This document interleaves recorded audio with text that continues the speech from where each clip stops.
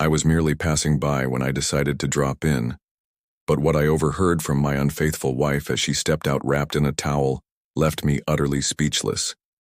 In that instant I knew the revenge I was about to unleash would be swift, merciless, and beyond her wildest imagination. She had no idea what was coming. The day had started like any other. I left work earlier than usual, my mind preoccupied with the high-stakes merger I was handling. As I drove past to her townhouse on my way to the gym, something made me stop. Maybe it was instinct, maybe it was fate. I parked outside, noticing that my wife Isabel's car was in the driveway. Strange, she had told me. She had a late meeting and wouldn't be home until much later. A shiver ran down my spine, but I brushed it off. You're overthinking, Adrian. Yet a nagging feeling told me otherwise. Moving cautiously, I unlocked the front door as quietly as possible. The house was eerily silent, except for the faint sound of water running in the upstairs bathroom. Then I heard a man's voice that was amazing. He chuckled. I can't believe you're actually pulling this off. I froze. A second later, Isabel responded with a breathy laugh. Oh, Adrianus, no clue. He's so easy to fool, she said smugly. He thinks I'm working late today. We have all the time in the world. Silence followed, then the unmistakable sound of a kiss. My fingers tightened around the staircase railing, my knuckles turning white. My entire body felt numb as my mind raced at one. Fursomro Mempike. She was betraying me right now in our home, in our bed. I should have charged upstairs. I should have kicked the door open, dragged the bastard out, and demanded an explanation, but I didn't. Instead, I took a slow, deep breath and stepped back into the shadows, because in that moment I realized this wasn't going to end in a heated argument. It was going to end in revenge, and I would make sure it was swift, ruthless, and devastatingly thorough. I turned around, walked out of the house, and got into my car, but I wasn't consumed by anger or heartbreak. No, I was calculating. My marriage was over.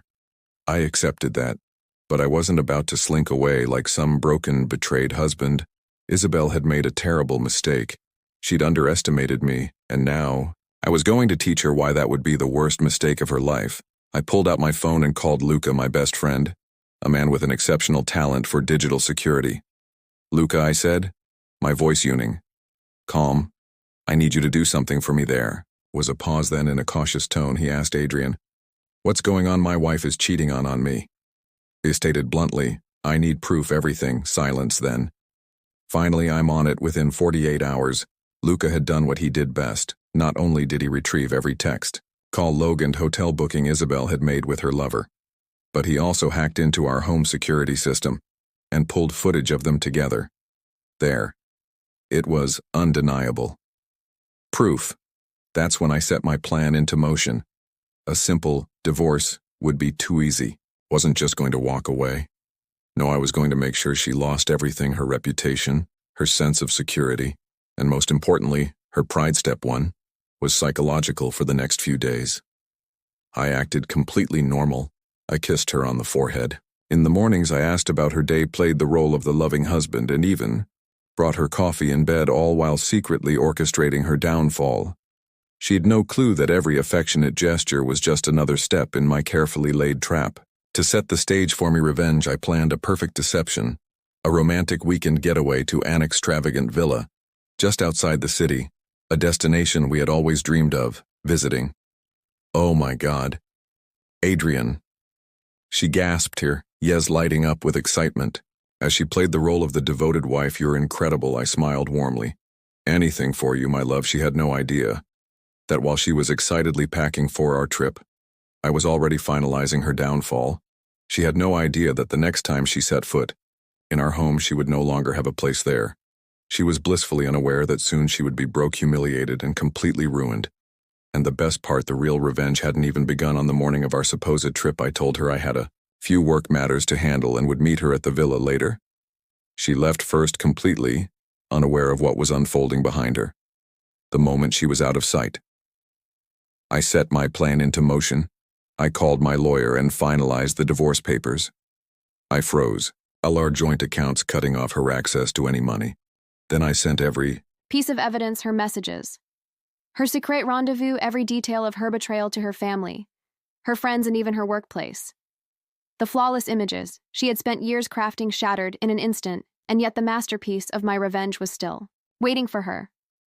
When Isabel arrived at the villa, she was greeted by a beautifully arranged table, a chilled bottle of champagne, and an elegant folder. Confused, she opened it, expecting a love note or an itinerary.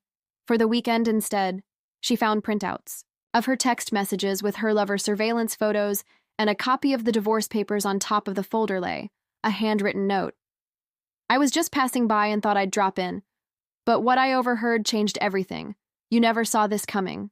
Consider this my parting gift. I wish I could have seen the expression on her face, but I had no interest in witnessing her meltdown.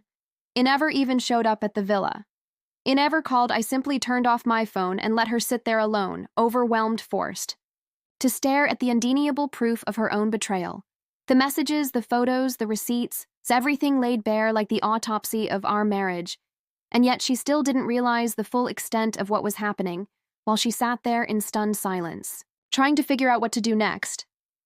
I was executing the final phase of my plan. I made sure the truth reached everyone who mattered. I sent copies of the evidence to her boss, a high-ranking executive in the finance industry, ensuring she had more than just a marriage to lose. I forwarded everything to her parents, Theons, who had always believed their daughter was perfect. I even sent it to her closest friends, the ones who always told me, "You're so lucky to have Isabel." Within hours, the phone call started. Ignored them all. Her world was crumbling, and I was only getting started that evening after hours of silence. I finally turned my phone back on the first text. The first message I saw was from Isabel. "Adrian, please, we need to talk. Isabel, I don't know what's going on. My bank cards aren't working. Did you do something, Isabel? Why is my mom calling me in tears? Adrian, what have you done?" I smirked and sent a single reply. "Me, you'll find out soon enough." Then I blocked her when Isabel finally drove back home, probably thinking she could somehow smooth things over. She was met with a sight she never expected. Her suitcases sitting on the front lawn. Next to them stood a moving truck ready to take away what little she had left, and right in front of the house, looking at her with sheer disappointment, were her parents. Panic flashed across her face as she rushed toward them. "What's going on?" she demanded. Her mother shook her head, eyes glistening with unshed tears. "We saw everything." Isabel, her father's face was carved in pure disgust. "You're no daughter of mine." He spat. "You had a good husband, a good home, a life people dream of, and you threw it all away for what?" He waved his hand. In frustration so meaningless a air, tears streamed down her face.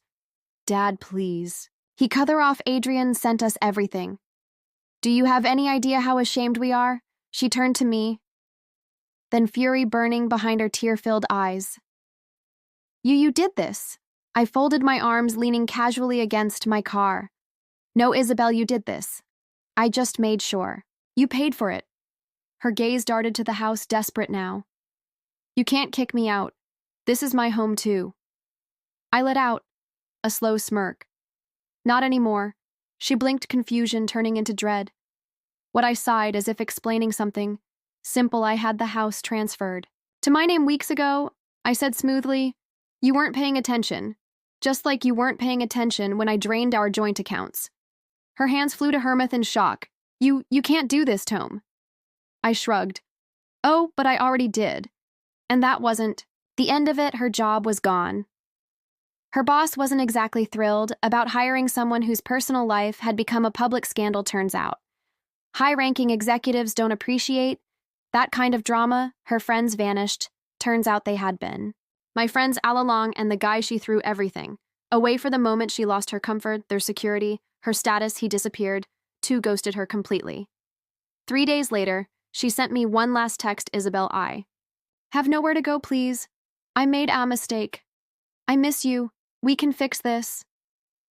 I didn't reply because in that moment I knew she finally understood. She had been so confident, so certain that no matter what, I would always be there, that I would forgive her, that I would take her back. But now she had nothing, and I was finally free. 2 weeks later, I sat in my new office promotion, secured a new city waiting to be explored, and a fresh start ahead. I had walked away from everything connected to Isabel, and I'd never felt better then. As I was scrolling through social media, something caught my eye, a photo of Isabel. sitting alone in a rundown cafe, looking exhausted, defeated, and utterly broken. The caption, "Some mistakes can never be undone." Damn right. I leaned back in my chair, a satisfied smirk tugging at my lips. Revenge is best served cold in Isabel. She was frozen solid because cheating isn't just about betraying love, it's about betraying trust, dignity, and the belief that someone will always be there for you. But when the person you betrayed turns around and walks away, without a second glance, that's the moment you realize you've lost everything.